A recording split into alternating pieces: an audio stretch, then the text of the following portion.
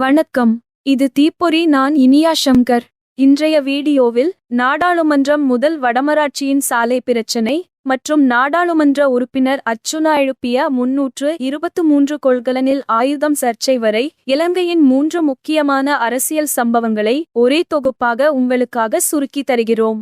நேரத்தை வீணாக்காமல் நேரடியாக செய்திகள் பக்கம் போகலாம்.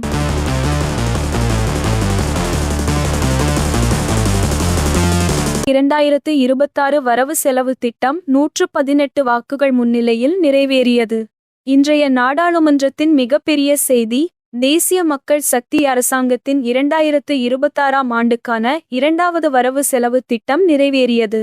மொத்தம் 160 பேர் ஆதரவு, 42 பேர் எதிர்ப்பு, 8 பேர் வாக்களிக்க வரவில்லை. இந்த வாக்கெடுப்பில் கவனிக்க வேண்டியது என்னவென்றால், சாதாரணமாக அரசாங்கத்தை விமர்சனத்தோடு பார்க்கும் கட்சிகளில் இருந்த மனோ கணேசன், தீகாம்பரம், இராதாகிருஷ்ணன், ஜீவன் தொண்டமான் இவர்கள் நால்வரும் அரசாங்கத்துக்கு ஆதரவாக வாக்களித்திருக்கிறார்கள். அதே நேரத்தில் சஜித் பிரேமதாச, நாமல் ராஜபக்ஷ, கஜேந்திரகுமார் பொன்னம்பலம், அர்ச்சுனா, அடைக்கலநாதன் இவர்கள் எல்லோரும் எதிராக வாக்களித்துள்ளார்கள். இலங்கை தமிழரசு கட்சி ITAK முழுமையாக வாக்கெடுப்பில் பங்கேற்காமையை அரசியல் நிபுணர்கள் ஒரு சைலண்ட் சிக்னல் மாதிரி எடுத்துக்கொள்கிறார்கள். இது முழுக்க அரசியல் சமநிலையை மாற்றக்கூடிய ஒரு வாக்கெடுப்பு. அடுத்து வருவது வடமராட்சி கிழக்கின் வீதி சேதநிலையை பார்த்தால் ஊழல் தெளிவாக தெரிகிறது என்று ஒப்புக்கொள்கிறார் அமைச்சர் பிமல் ரத்நாயக்க.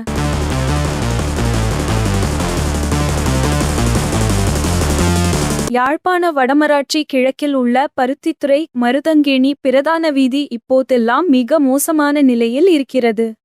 இந்த விஷயத்தை நாடாளுமன்றத்தில் எழுப்பியவர் யாழ் மாவட்ட MP சிறீதரன். அதுக்கு பதிலாக அமைச்சர் பிமல் ரத்நாயக்க சொன்னது மிகவும் கவலைக்குரியது. இந்த வீதியின் ஒரு பகுதி 2016 முதல் 2017 வரை லில் மகநெகும நிறுவனத்தால் அபிவிருத்தி செய்யப்பட்டதாம். ஆனால் சில ஆண்டுகளுக்குள்ளே சாலை முற்றிலுமாக சேதமடைந்திருக்கிறது. ஆய்வில் அடிப்பகுதியில் மண்தட்டு இருப்பது கண்டுபிடிக்கப்பட்டிருக்கிறது. இது தரக்குறைவு வேலை மற்றும் சாத்தியமான ஊழல் என்று நேரடியாக காட்டுகிறது. அமைச்சர் வெளிப்படையாகச் சொன்னார், சேதநிலையை பார்த்தால் ஊழல் நடந்திருக்கிறது என்பது தெளிவாக தெரிகிறது. புதுப்பிப்பு பணிகளுக்கான நிதி ஏற்கனவே ஒதுக்கப்பட்டுள்ளதாகவும் அவர் குறிப்பிட்டார். இப்போ உங்க கவனத்தை ஈர்க்கும் மூன்றாவது பெரிய செய்தி, 323 கொள்கலன் சர்ச்சை, அவற்றில் ஆயுதங்களே இருந்தன. இன்டர்போலுக்கு போக தயாராக இருக்கிறேன் என்கிறார் அர்ச்சுனா.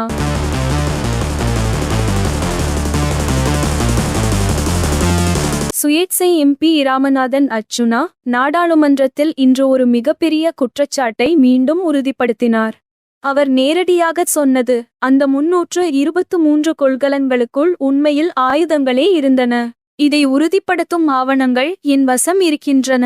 அர்ச்சுனா மேலும் சொன்னது, இந்த விவகாரம் கோரியதற்காக இலங்கை CID என்னை கேள்வி கேட்டது. ஐரோப்பாவுக்கு பயணம் சென்றிருந்த நேரத்திலேயே சில முக்கிய ஆவணங்கள் கிடைத்ததாம். தேவைப்பட்டால் இன்டர்போலுக்கே என்னை கொண்டு சென்றாலும் பதில் சொல்ல தயார் என்று அவர் நேரடியாக சவால் விட்டார். ஒரு முக்கிய குறிப்பு, அந்த கொள்கலன்கள் பிமல் ரத்நாயக்க துறைமுக அமைச்சராக இருந்த காலத்தில் விடுவிக்கப்பட்டவை என்று அவர் தெரிவித்துள்ளார்.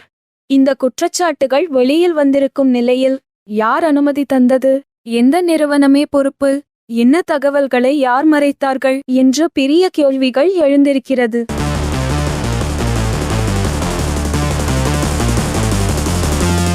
இன்று பார்த்த 3 செய்திகளும் வரவு செலவு திட்டம், வடமராட்சி வீதி ஊழல் சந்தேகம், 323 கொள்கலன் பாதுகாப்பு பிரச்சினை.